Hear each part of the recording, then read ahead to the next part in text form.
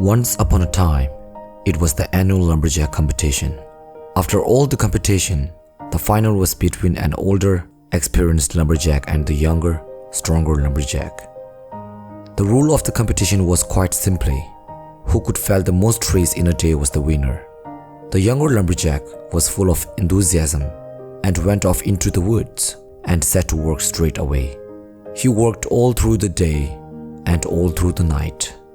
As he worked, he could hear the older lumberjack working in another part of the forest, and he felt more and more confident.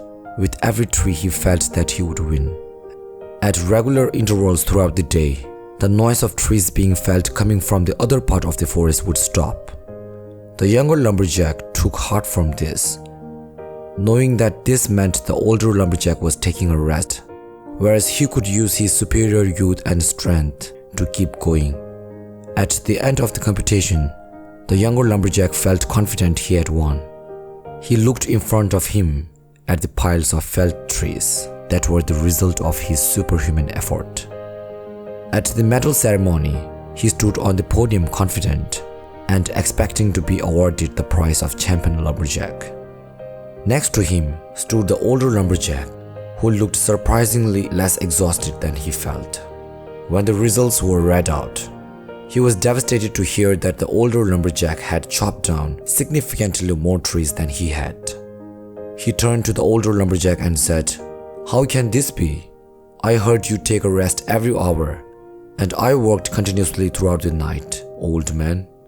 The older lumberjack smiled and turned to him and said, "Every hour I took a break to rest and sharpen my saw."